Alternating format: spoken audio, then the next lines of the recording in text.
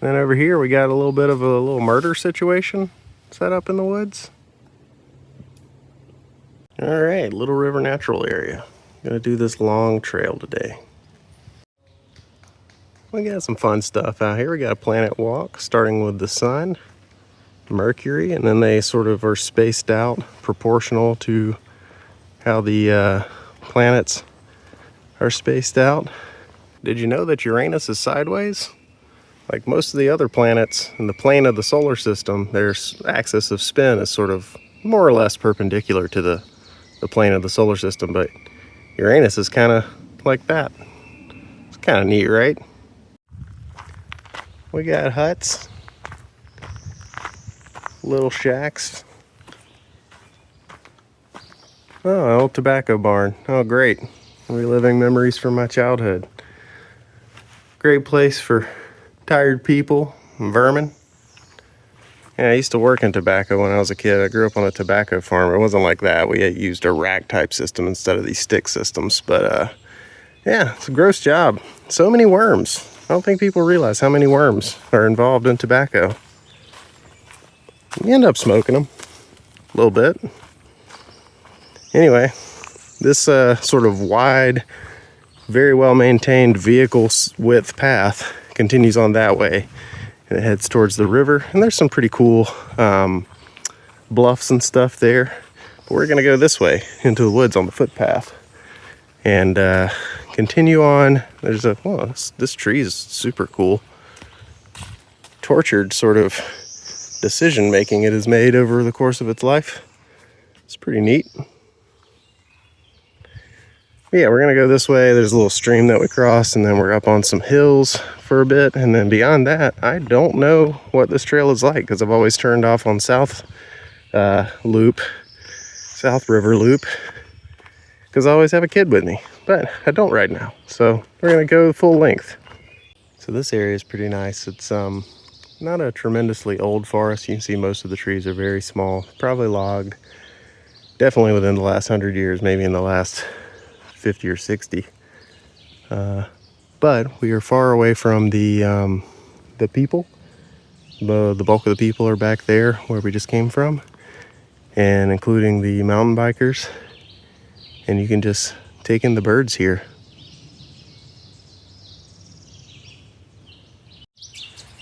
Just filmed that peaceful section about the birds, but I think it's actually a bird war. Seems to be sort of angry. They're sort of chasing each other back and forth. Yeah, so it's one of those things where, you know, in nature you're like, oh, isn't that peaceful? No, not all of nature is peaceful. There's violence. There's no paperwork, but there's violence. All right, so we have come to a T intersection in the trail. And this is the South River Loop, so that's where I normally go with the kid, but we're gonna go this way. I've never been down that way. This goes to the end of the park, supposedly, according to the maps. That'll be interesting. Maybe there'll be something I haven't seen before. But right over here, if you do go this way, you get to the county line. So here's the county line. Orange County is over there, or sorry, over here. You're in Orange County right now. And then, now you're in Durham County. So I'm sure there's some obscure law that you could break right here and hop over there, or vice versa, and be out of jurisdiction for. Isn't that neat? You're walking through the woods and you hear all this bird song. It really makes you realize that none of these birds have ever been condescended to for not already knowing the menu at a chain restaurant. Hey, there's our old friend mountain mint here. God, I love this plant. This is a Pycnanthemum species. Genus is Pycnanthemum, that is. I don't know the exact species of this one, but it smells great. It smells very, very aromatic. Mint with a little eucalyptus. Smells a bit like Vicks Vapor Rub. Love this plant. Doing healthy. Nice to see you doing well, old friend. Got 200 and something plants of this, of the Pycnanthemum pycnanthemoides, the southern mountain mint, growing at the nursery right now.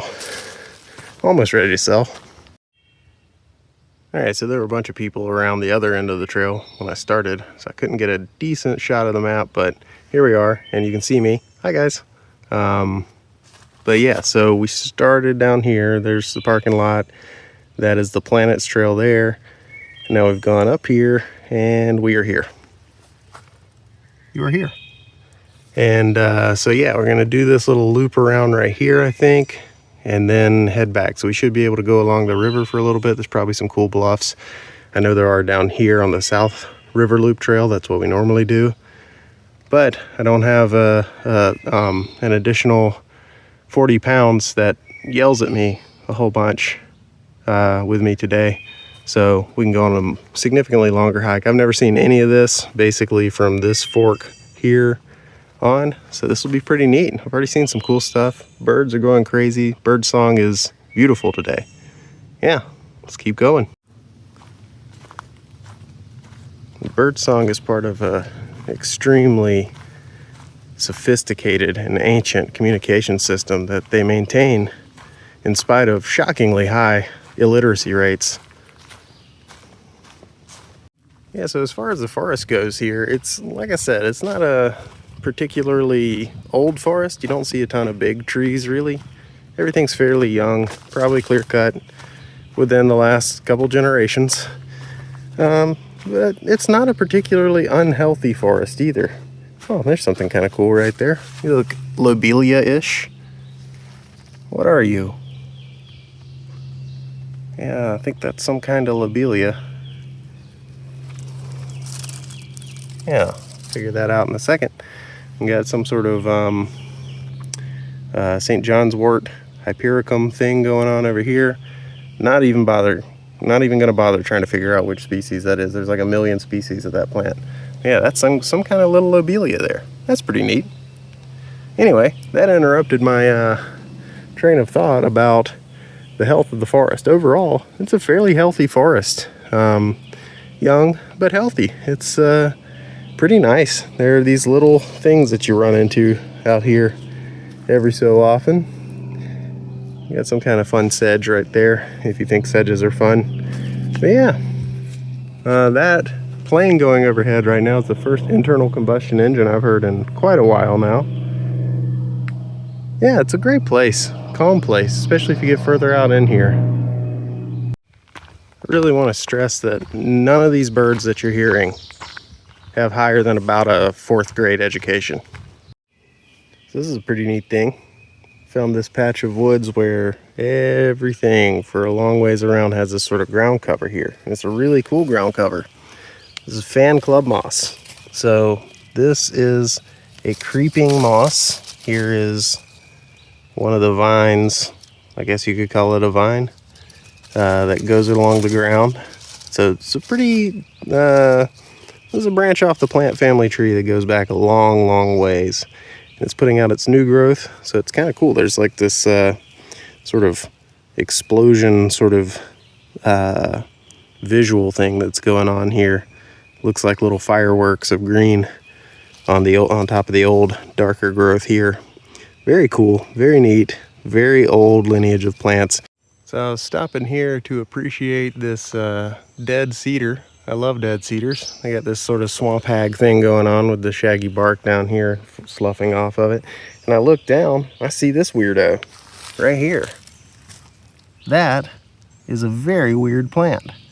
There are no leaves that you can really see above ground. There are these sort of sepal things that are around the individual flowers. And there's a few of them around here. This is a parasitic plant. I don't know if it's fully parasitic. I mean, obviously these sepals are green, so it still does have the ability to create chlorophyll, but I don't know how much of its own energy it creates. It is mycoheterotroph, so it's tapped in to the fungus that is decaying all of this stuff around here, all the leaf litter, all the fallen branches and stuff, and that fungus is probably also connected to a lot of these trees around here. And they have sort of an exchange going on. The trees drop leaves that the fungus eats. The fungus recycles the nutrients, gives that a little back to the tree so that the tree can make more leaves, and everybody benefits, including this guy who's just sort of leeching off the whole thing. That is Obelaria virginica. That's Virginia pennywort, which is a bad common name because there's like a million different plants called pennyworts. And this one, I don't know why it would be called that. Most plants called pennywort have like round leaves. This doesn't really have any of that. It doesn't really have much of anything above ground except for this flower spike. Very cool. You guys ever play video games? That's a quest item, right? Look at that thing just glowing. You gotta go check that out. It's wild comfrey. It is in the family Boraginaceae. Beautiful, very large plant. Big leaves. Look at that. Maybe I got tiny hands. You never know. But yeah, you can quite often pick this family out by looking at the way that flowers and their, eventually the fruits, which are these guys, are held. It's known as scorpioid cymes. So this whole thing was once all these were flowers. They sort of dangle down and they are curled up like a scorpion's tail. And they slowly, as they bloom and fruit, stretch out.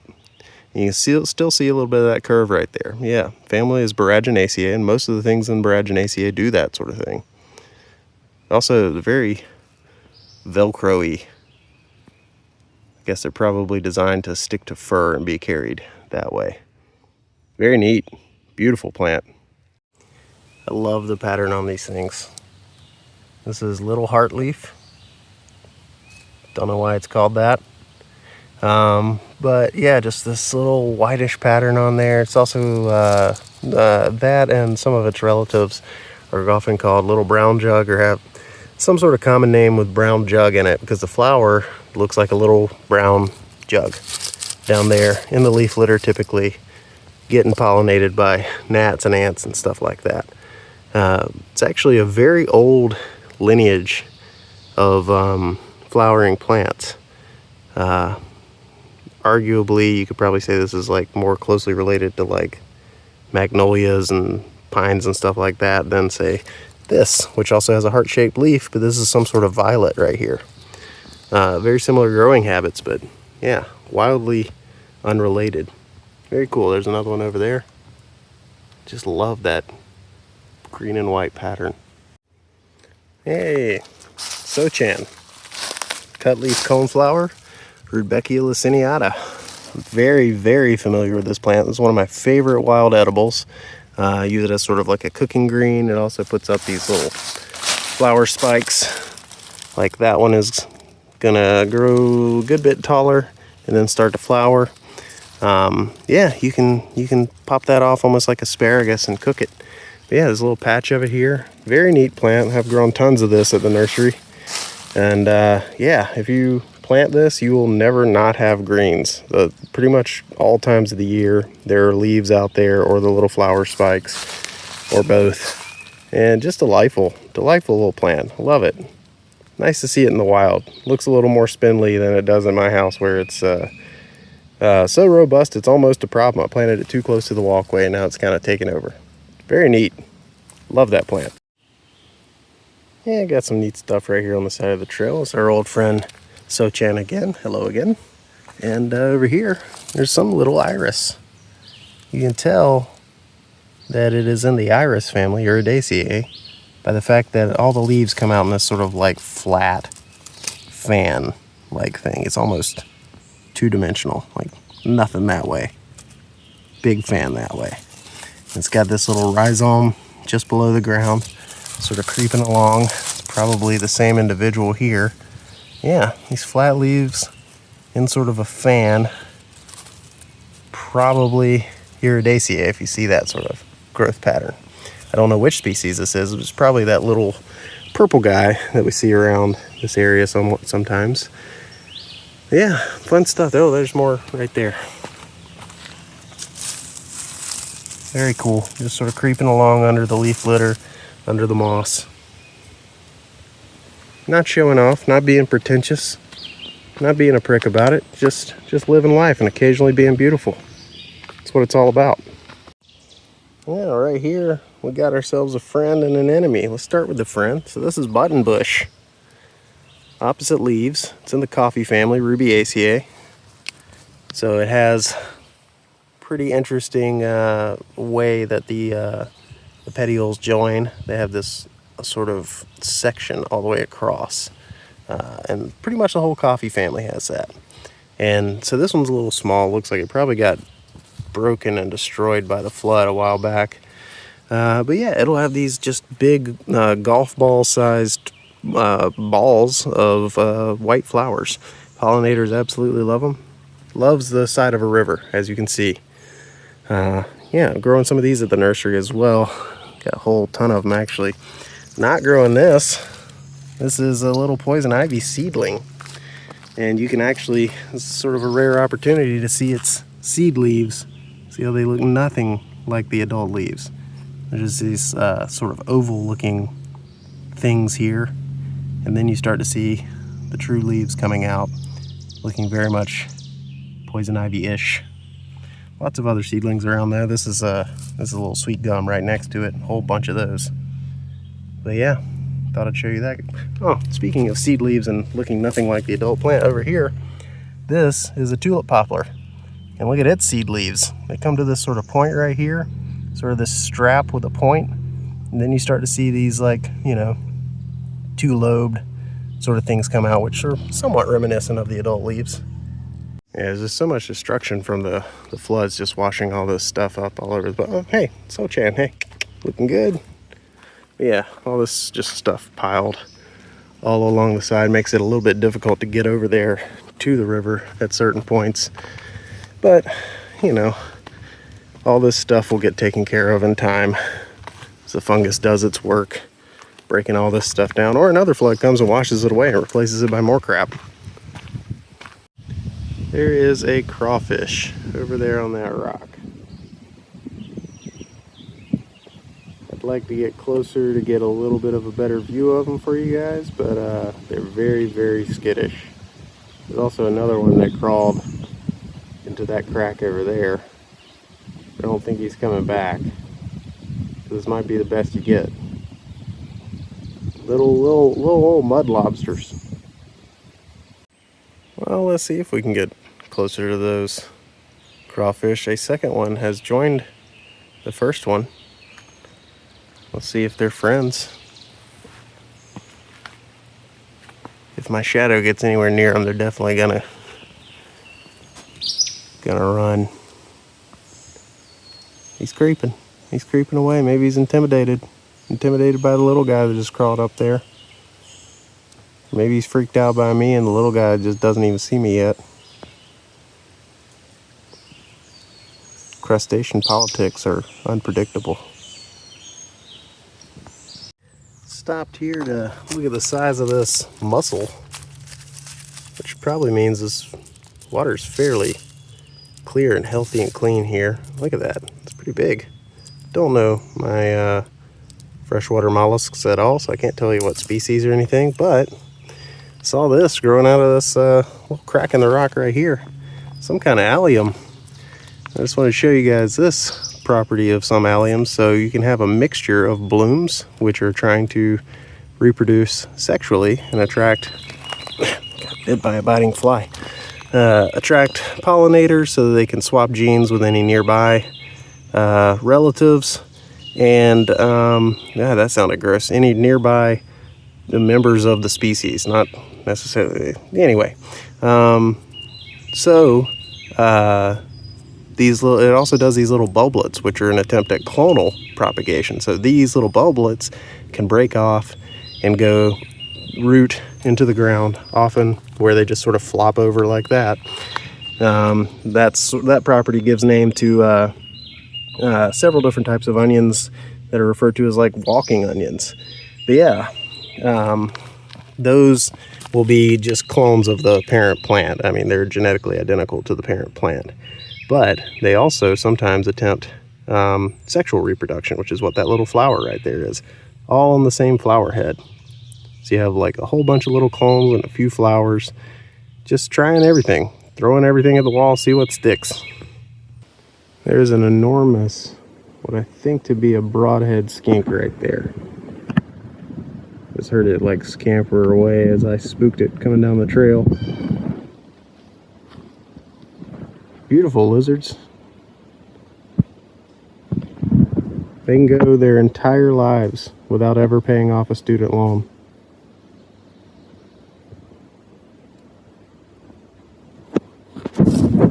Oop. Look at this.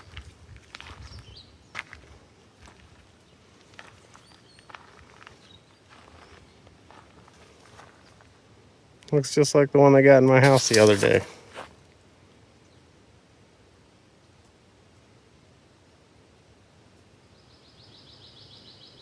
It's okay, dude. I'm just looking at you. I mean, I guess that's not a valid thing. You can't say that to people. It's just like, oh yeah, just let me stare at you. You're so pretty, let me look at you. That's not acceptable. Yet I expect this guy to accept that? Nah, man.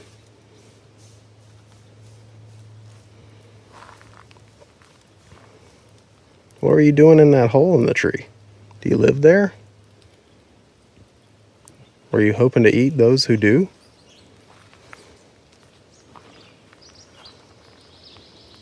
You got freaky little head movement sometimes, man. There you go. Ugh. Oh, he's bugged by me. Did you hear that little buzzing sound? So most snakes do that when they're irritated. It's just rattlesnakes have evolved a special thing. This is not a rattlesnake, to be clear. I'm just saying that tail movement, the flicking, that is a warning sign. Just like, I'm irritated by you, stay away from me. But rattlesnakes have evolved an amplifier on that. It's basically like little scale caps that kind of interlock and rattle around with each other to sort of amplify that effect. But most snakes will actually do that. If you piss them off, they'll sort of with their tail. And it's pretty effective. I mean, you barely even need the rattle if you're in dry leaves, you know? Kind of interested in where he's going. Or she. I don't know. You a lady?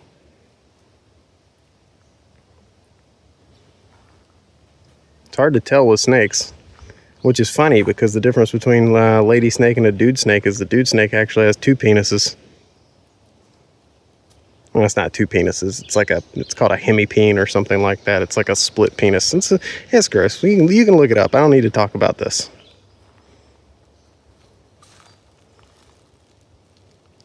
When I was working at the reptile zoo, sometimes one of the hemipenes would get stuck out.